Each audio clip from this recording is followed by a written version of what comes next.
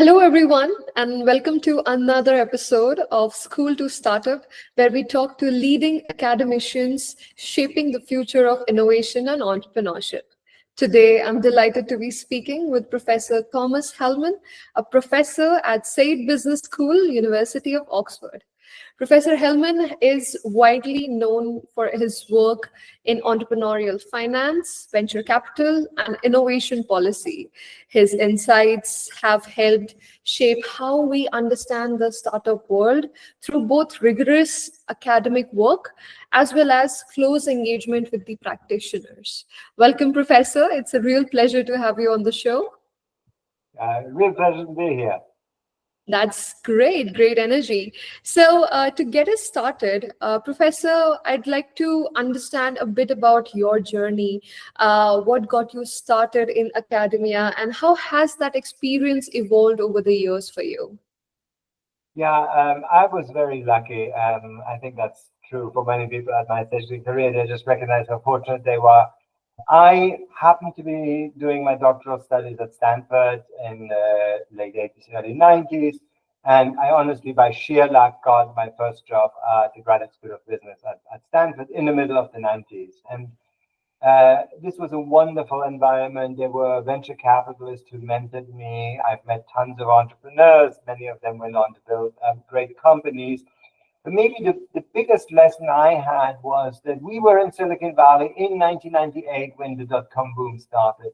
And we were just geniuses, and everything we did was brilliant, and everybody was excited. The world came to us to ask our expertise. And then 2001 came along, and the dot-com crash, and we were the ones who had prophesied everything wrong. And, there was a brief moment where I worried that I wouldn't be able to continue studying venture capital because I didn't think the industry would survive. And what really happened is it was a giant learning experience where I think collectively we learned everything that can go wrong with startups and venture capital.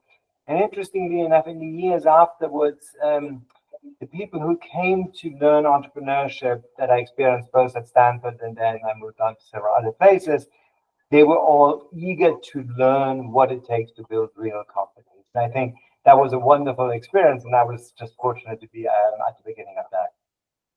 That's such a rich journey that you have had, Professor Thomas, especially how, everyone was coming together and they were wanting to learn more as much as they can, right? I'm curious here, what are some of the exciting research projects that you have come across or initiatives that you have or you are currently involved in? Can you share a little bit upon that as well? Yeah, I mean, I think we've come a long way in the research. When we started researching venture capital, in the early 2000s, there was virtually no data there. We kept being dissatisfied, and we were sort of these pointy-headed academics who said, but the data doesn't fully reflect what's going on. And I must say, over the last 20 years, but especially in the last 3 years, people really began to appreciate the data work. And obviously, this is partly driven with AI, needing so much data, that I think on the research side, we've really built a set of frameworks and now increasingly better data sets that just allow us to understand what is actually happening in the industry. And so I was involved in, several of these studies showing how venture capital works in the Valley. I spent some time thinking about how it globalizes and, moves into other countries. At the same time, it was not only research. I think teaching and increasingly sort of initiatives around the university have become more and more important. So today I find myself spending a lot of time in thinking how to make the next generation more entrepreneurial. And as a Oxford, we're very fortunate to have a particularly dynamic and smart set of young people who are eager to learn, thinking of ways of bringing entrepreneurship not just in the business school, but sort of across the entire university, and therefore across a huge diversity of interest areas and skills, is where I spend a lot of my time on today. That's lovely how we see everything to be building upon, right?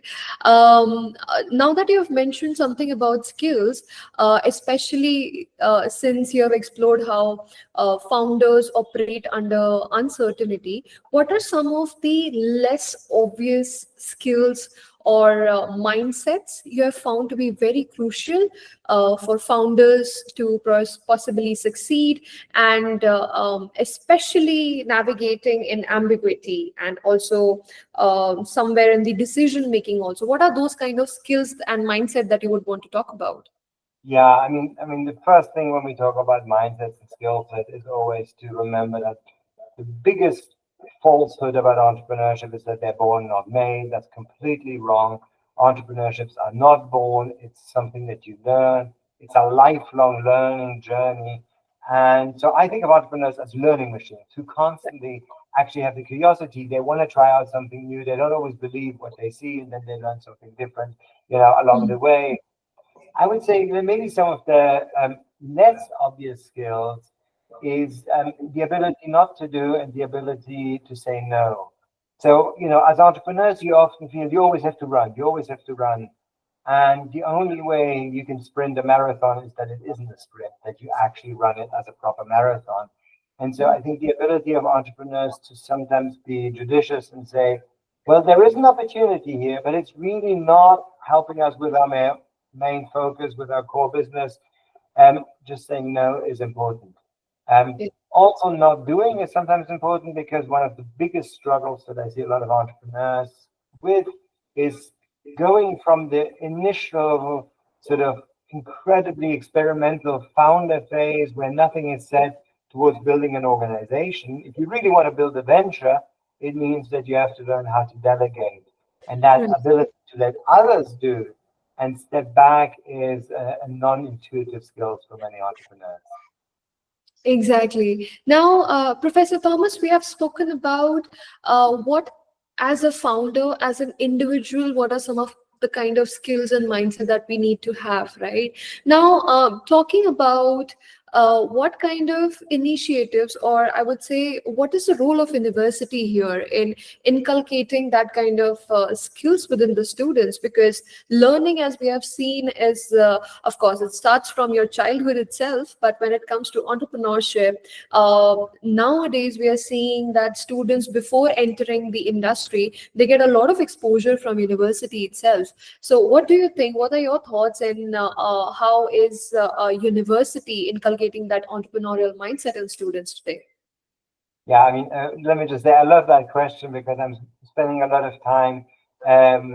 We have an initiative here at the University of Oxford that's trying to bring entrepreneurship education and mindsets to all the students across all divisions. That's not entirely obvious.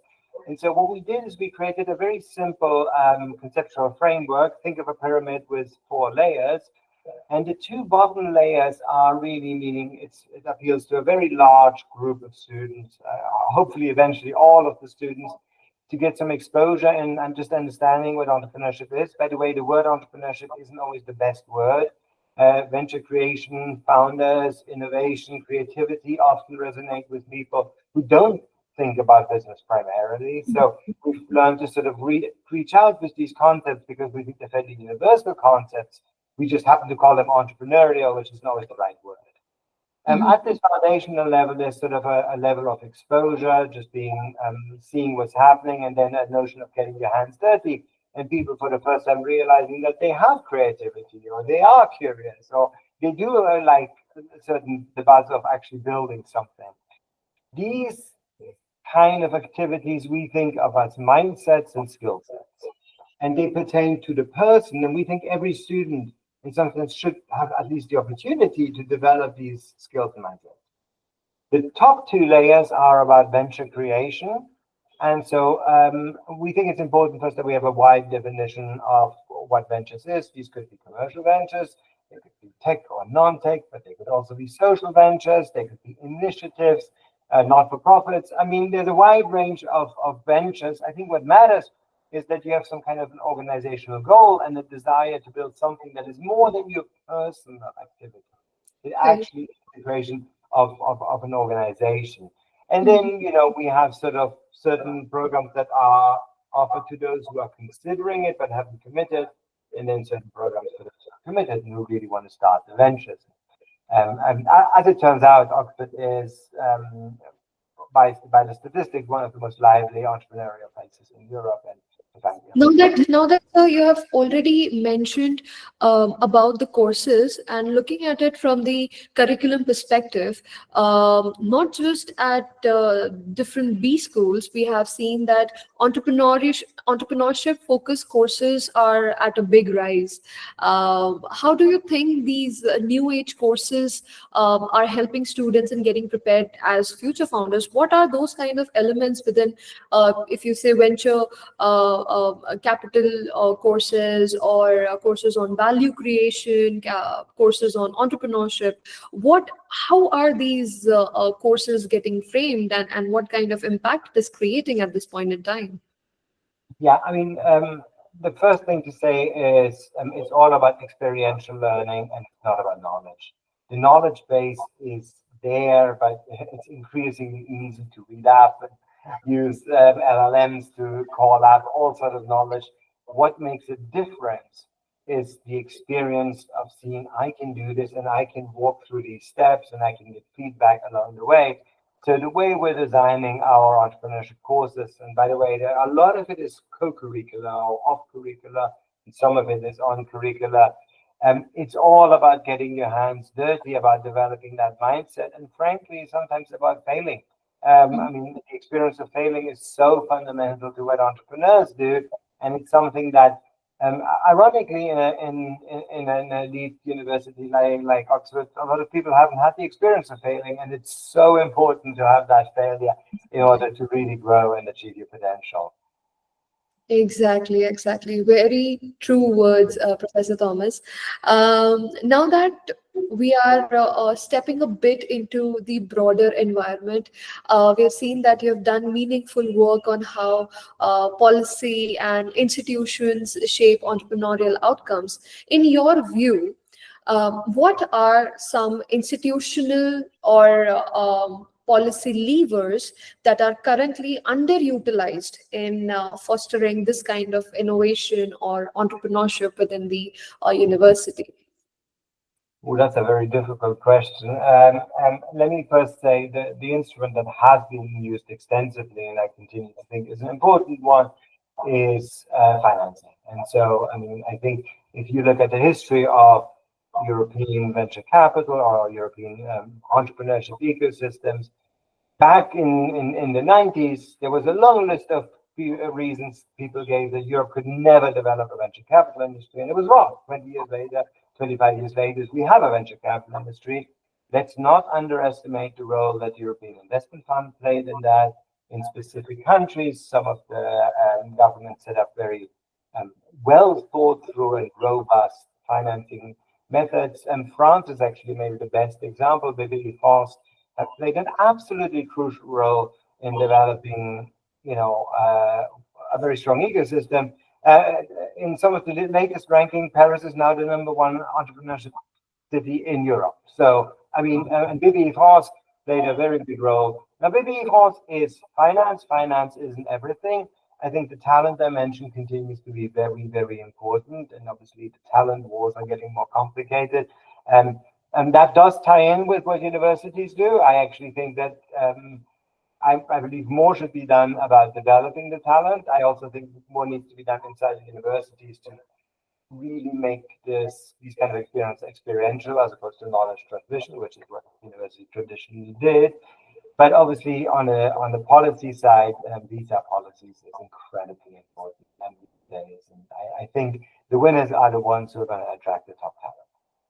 That's amazing. That's amazing. Now that you've mentioned a little bit about comparison in terms of the entrepreneurial culture in Europe, we have also seen that you have observed very closely an ecosystem of Silicon Valley as well.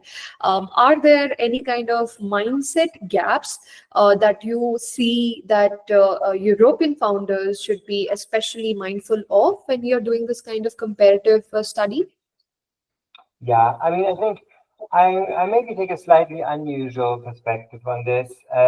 Most of the people basically preach Silicon Valley and then are surprised why the rest of the world doesn't behave like Silicon Valley. And I'd like to remind people that, there are 50 states in the US and California, maybe Texas, maybe New York have developed similar ecosystems. The vast majority haven't. And it's not that they're not aware of. Everybody knows what Silicon Valley is. But there is something very unique. There's a lot we can learn from Silicon Valley. But one of the mistakes people have made is that they think they can copy it. And so I moved away from this notion that let's just imitate everything that Silicon Valley does. If you look at the strongest ecosystems today in Europe, which are probably the ones that I know best, London, Paris, Berlin, they all had their own distinct histories of building an ecosystem, of building various components to it. And so I often think the more interesting question is, for example, why is Berlin and now increasingly Munich the most valuable, the most lively ecosystem? Why not Frankfurt? Why not Düsseldorf? Germany is a particularly interesting country because it sort of has more than one contender. In England, it was always going to be London. In France, it was always going to be Paris. But understanding what makes people move from Lyon to Paris, or from Augsburg to Berlin, or from Manchester to London, I think is also a really valuable exercise. Those are some good inputs, Professor Thomas. I'm sure our audience is gonna love and is gonna put a lot of thought into it, like what is it that we can learn and how we can learn from these kind of studies and the inputs that you have given, of course. Now that brings me to a very important piece, because we have been talking about entrepreneurship, venture building, value creation. The most important aspect that we see here is the funding part of it. Given your extensive work on VC, on venture capital and term sheet dynamics, what are some of the common blind spots you see among the early stage founders when it comes to raising VC capital, the venture capital fund, or negotiating the deal terms? What is it that you see there? Yeah, so first let me actually make a point that I don't think funding is the most important. I think having a quality ventures that has traction beats everything else, and founders who have traction suddenly have much more power in front of the investors and find it much easier to fundraise. So in case of that, always build a good venture and then worry about the funding, not the other way around.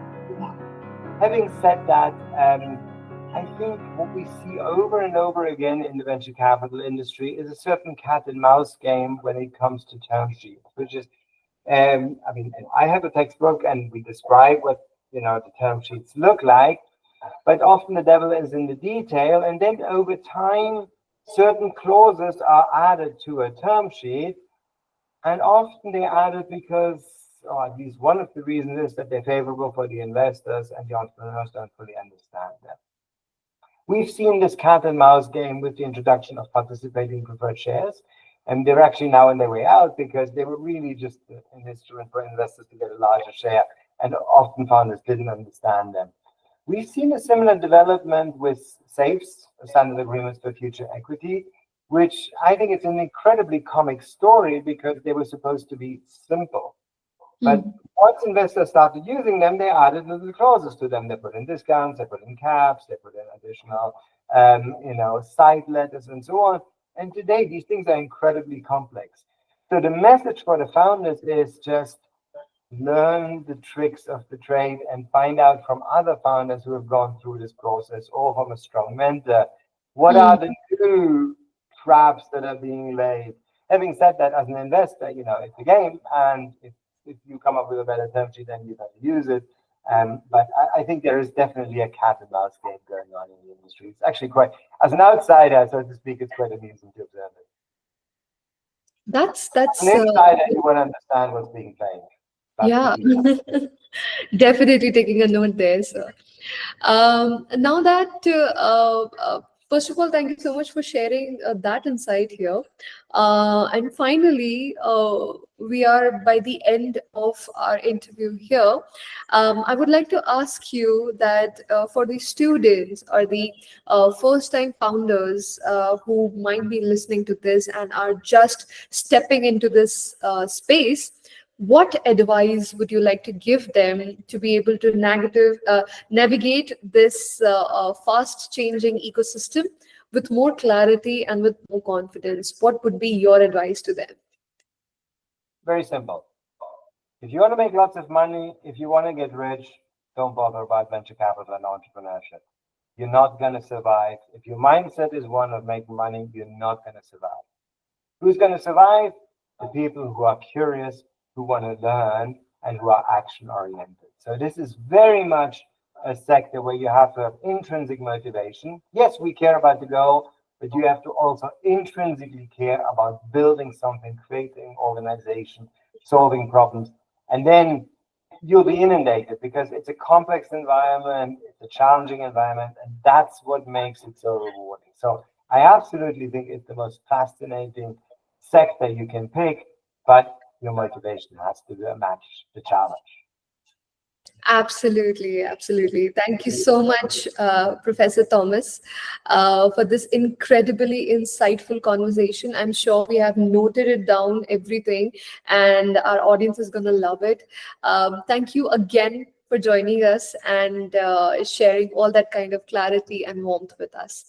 To our listeners, stay tuned for more conversations coming your way in our School to Startup series.